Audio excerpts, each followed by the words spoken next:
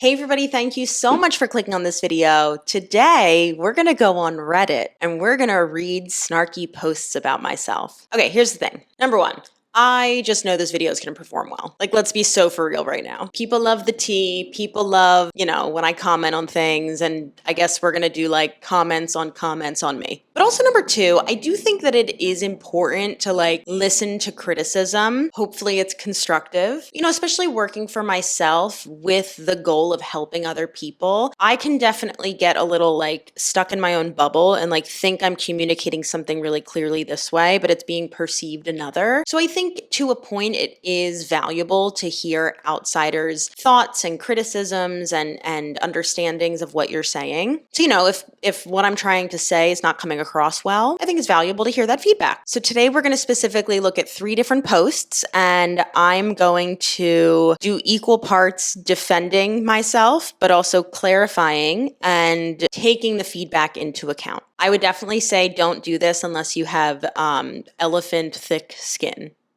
Let's read post number 1. This is from the Gym Snark subreddit. Justina Ercole needs to get more comfortable speaking with authority, apparently. In her latest video on a kettlebell convention where she spoke, she said, "I have a hard time feeling like an expert in anything because my degree is in theater, not exercise science. I need to get more comfortable speaking with authority. I have never noticed that she has any problem speaking with authority on anything from hormones to anatomy to nutrition to muscle building to running the economy." I have never thought she lacked the confidence to spout confident bullshit on any subject whatsoever, in fact.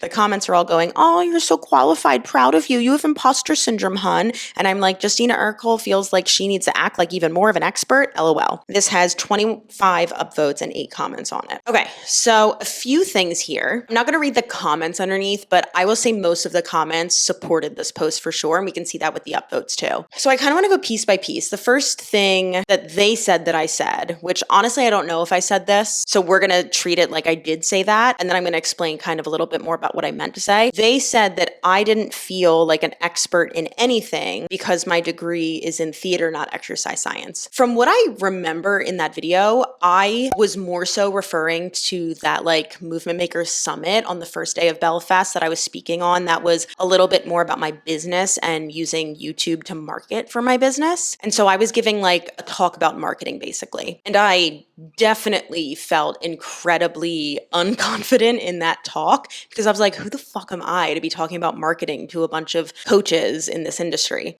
So I don't know which one I said. I guess I could have gone back and watched the video, but regardless, a lot of people took it that way too. So I guess that's a note for myself and being a little bit clearer. I will also say though, I definitely sometimes do get a little imposter syndrome because my bachelor's degree is in theater and not something in the exercise science realm of things. That was kind of half the reason that I got my most recent cert, the strength and conditioning specialist certification through NSCA, because automatically when people see that in the industry, people go, oh, they know what they're talking about. So I would say I experience a lot less of that now, but regardless, I think, no matter what your education level is or your expertise or whatever, in the industry, I think presenting in front of your peers in general is a little scary and daunting. And I think that was more the point I was trying to get across. Just presenting in front of my peers, period, is scary for me, which is definitely different than this platform where I'm talking to a camera and I get to edit it in any way that I want. And I'm in my safe space of my little at-home studio. You know what I mean? I can definitely see, especially in the past where maybe my tone comes off a little know-it-all-y. This is a big reason why, and I've talked about this a number of times, but this is a reason why I don't do review videos anymore. I actually took pretty much all of them down. And I really try my best to frame videos from the viewpoint of is this educational? Is this helping people? Am I giving people actionable things that they can actually implement into their lives to make their lives better and healthier? And this video was definitely just more of a behind the scenes, come with me to this cool thing that I got to do. And obviously just didn't resonate with some people. So it's just good for me to know. I also think it's important for me to remind myself that I'm not for everybody. everybody. And I say that a lot too. Like, me as a person isn't for everybody. Me as a coach isn't for everybody. And seeing stuff like this, I think, is just like solid feedback on I can be a little more clear, but also I think this is like just a post from somebody who truly doesn't like me, and that's fine. Not everybody needs to like me. So then we get this other point of, I speak with authority on hormones, anatomy, nutrition, muscle building, and running the economy. That's funny. Yeah, I think this person's just like upset. Like, I think they were just upset from that video and they're just listing random things, but we can go point by point. I know for a fact I've never claimed to be an expert on hormones. I think they're referencing like anytime, hormone health became very trendy for a while. And I have basically every time said like, unless this person's an endocrinologist, they're not a hormone expert. You need to go see an expert. I even at one point wanted to make a video on, because like hormone health was so trendy. And I was like, well, how can I get involved in this while staying in my scope? And so I was like trying to make this video that was basically like hormonal adaptations to strength training. And literally, I was like, I can say about 45 seconds of content and then the video would be over, because that's my knowledge base and that's where my scope of practice stops. So I'm like 99.99999% sure I've never said that I'm an expert in hormone health, but if there's something lurking out there from the past that I have said something on, please send it to me and I will take it down. The next thing was anatomy. I actually do think I'm very qualified to talk about anatomy. Here are my list of continuing education and current certifications that I have. Going along with that, nutrition, definitely qualified. Muscle building, definitely qualified. Running the economy, LOL. The only thing I could think about with this one was like, maybe they're referring to, a lot of times I talk about like the socioeconomic factors that influence people's health. So, things like education level, access to healthcare, income inequalities, even down to like where you live. But I don't even know if that's what they're talking about. Running the economy and then like socioeconomic determinants of health are like two very different things. So honestly, in general, I don't think that there's too much like actionable feedback I can take from this post. I think the takeaway is that this person doesn't like me. This person doesn't like the way that I speak. This person doesn't think I'm qualified, it seems like, which is fine. I think in general, the only thing I can take actionably from this, that was English almost, is that when I'm doing more like casual vloggy, not so much scripted videos and like sharing my raw feelings and emotions, being a little bit more articulate. And that's it. Let's look at the second post. So this is from the New York City influencer snark subreddit, and the title is just my name. Have you watched Justina's latest video? I sometimes find this girl quite annoying. She commented on a TikTok about some girl showing her routine that reduces her cortisol, and Justina was like, show me your reports one by one. Show me the evidence of factors that raise your cortisol, like coffee, and demonstrate situations you manipulated and those you didn't. Cortisol is a hormone, and for some reason it's being demonized right now. To be honest, I would love to write extensively if I had the time, but in summary. And then actually she does, or they go in quite extensively. I want to stop there for just a second. I'm assuming this is about one of the TikTok roundups. And I'm going to say right now, I actually stand by this. How do you know that your cortisol was elevated? How do you know that it lowered? How do you know what affected it in either way? Do you even know what cortisol is? 99% of the time, these types of like cortisol posts are selling you something. It is someone with an affiliate link and a thin body, and it's usually tied to something of like, I lowered my cortisol with this product and I lost weight and you should buy it too, and here's my affiliate link. So like, is the only measurement that we're having of lowering your cortisol weight loss? Look, I get pissy about this because it's manipulative and I'm trying to save people their money and their time. So I know this person didn't like how I approached it, but I'm going to approach it the same way because it's all utter nonsense. Let's look at their points now, one by one. Number one, this is just TikTok. People aren't conducting scientific research. I couldn't determine how logical it is to search for scientific research reports and results on TikTok, especially for a woman in her 30s who seems to overstep her expertise in giving advice about hormones. Bro, I don't know why everyone thinks that I'm overstepping my expertise in hormones when I'm literally saying, don't trust influencers, go to a hormone doctor, aka an endocrinologist. Sorry, let's go back. So they say this is just TikTok. I don't think people truly grasp how powerful TikTok is as a tool. It's a search engine. It's where people get their news from. It is where people ingest propaganda without realizing it. People are getting and implementing health advice from other people on TikTok. So to say it's just TikTok, it's not about scientific research, It should be. If someone is making health recommendations and selling you a product that they get a kickback on TikTok, I'm sorry, I have higher standards, I guess. I think it should be backed by science. But instead, people are just getting health advice from a social media platform from people with socially acceptable bodies, aka they're thin. And this goes for like any platform. I don't think any platform you should be allowed to be selling these products with false claims. Anyway, point number 2. As for cortisol, we live in a modern world, and even the most serene among us have cortisol levels probably beyond the healthy range required by our nature. So yes, demonizing cortisol is necessary at the moment because we are living in a world order that induces excessive cortisol secretion in all of us. Whew, okay. Where are we getting this information from? Like, I agree. I agree. The world is fucking stressful right now. But being stressed doesn't always mean that your cortisol levels are elevated all the time to an unhealthy amount. We can't just assume, oh, everyone's overweight, so their cortisol's high. Oh, everyone's stressed, so their cortisol's high. Like, we can't just make assumptions. We have actual tests that can measure these things. But of course, most people can't access these tests because they either don't have health insurance or their health insurance won't cover it. This entire thing is giving Maha vibes. I made an entire video talking about the Make America Healthy Again movement, which has only gotten 100 times worse since I made that video. But we have to remember that like correlation doesn't equal causation.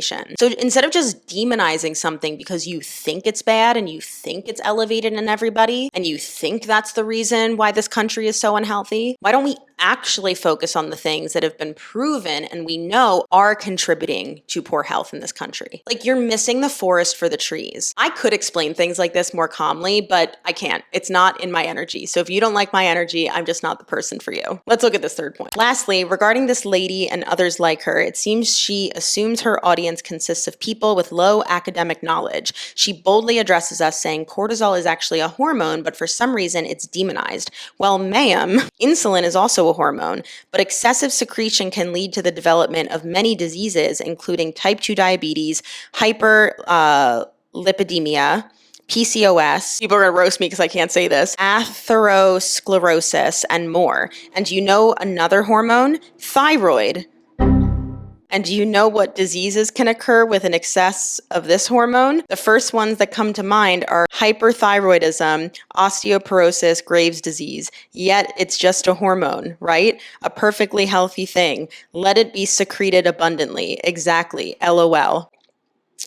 Thyroid is not a hormone. Thyroid, aka your thyroid, is a gland that secretes hormones. It's part of the endocrine system. So you really like throwing out big words. I can throw out big words too. I just can't say the ones that you said because like I said, I'm not a hormone expert and I actually don't know what some of these issues are. So yeah, anyway, that's the first point. That's crazy. Thyroid is a hormone.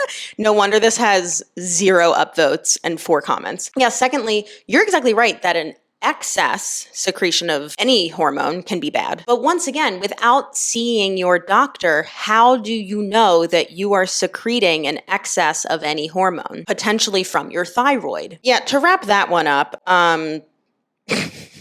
that's it. Thyroid is a hormone. You know, that person roasted me, so I'm going to give a little back. All right, let's look at this last post. This is from the Petite Fitness subreddit. The title is Justina Ercole, Her Ratings, and Caroline Girvin. First things first, I like Justina's vibe and how she is educating people on YouTube, which is rare as most YouTubers try to milk from their viewers. Justina focuses on functional fitness, which I guess is one of the part of fitness. Many people would be working out not only for functional benefits. Maybe they work out for hypertrophy, fun, or sometimes just to release endorphins. I'm going to assume this person that English is not their first language, which is why it's all a little bit disjointed. Continuing, functional fitness is not everyone's goal. Her markers of functional fitness were met in Caroline's workout, but she criticized Caroline for the intensity of workouts and then ranked her below influencers who charge for their programs, which I guess was a little biased through price, though price is one of her markers. To be honest, Natasha Ocean has almost no content on YouTube compared to Caroline. Charlie Atkins makes us pay for her programs. I have done a few of her free videos on YouTube YouTube and I was not much impressed. Justina is more leaned toward Charlie. In another video, Justina even interviews Roxy Jones, who is another NYC-asked fitness influencer and trainer, and Justina acts as if she never knew Roxy and about her friendship with Charlie. Justina can have her opinions. She is very knowledgeable and I like her, but why do you think Justina did that to Caroline? She was harsh and biased, according to me. And why is she leaning more toward Charlie? My guess is, as both her and Charlie Atkins are based on New York City, she has benefit from being loyal to Charlie. I already said this, I think at the beginning of the video, that I no longer do reviews. I took a lot of them down. And I've said this once before and I'll say it again. I actually do think that my tone in that Caroline Girvin review video was bad. I think I was giving bad vibes. I think Caroline is an incredible athlete, an incredible competitor, and I admire the community and business that she's built. That being said, I do stand by the fact that I think most of her workouts are just far too intense for the everyday person. I think the volume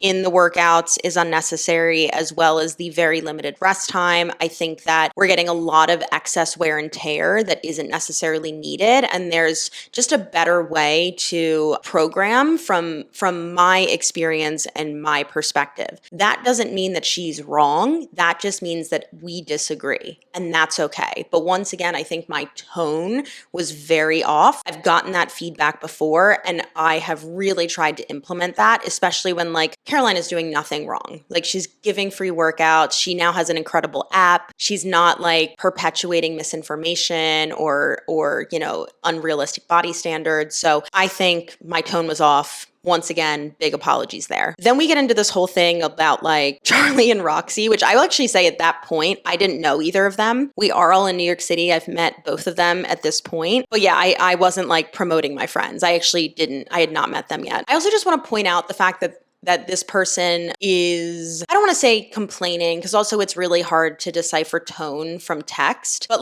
one of the points they make is that Charlie, you have to pay for her app. And I see this a lot of why would I pay for something when I can do something else for free? Or how dare this person charge for this service? Or I even get comments oh, I'd love to join the Fit Club, but I can't afford $25 a month. And that's fine if you can't afford $25 a month. But I think expecting people who do this for a living to just completely give it all away for free, come on. But I think maybe that gets perpetuated because there is no barrier to entry to work in fitness. You don't have to have an ounce of education to work in this industry. So yeah, there's people who have never gotten a certification, never invested in their education. They've never trained anybody but themselves, and they put out free content and then, they blow up online. But when you're actually investing in your continuing education, working with clients, building out your knowledge base, yeah, it's your job. I think you should charge for it. And I think the reason why I do resonate with a lot of Charlie's programming is because we do both kind of come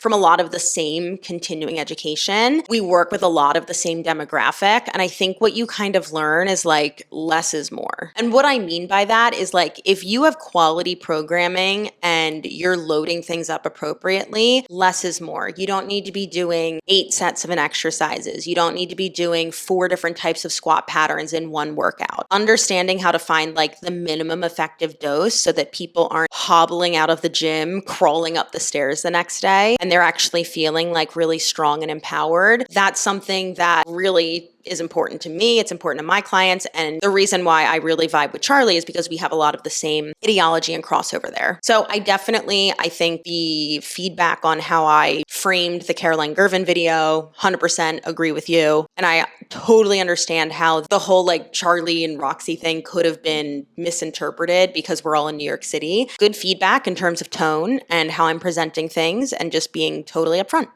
So anyway, that's the video. If you guys like this, let me know.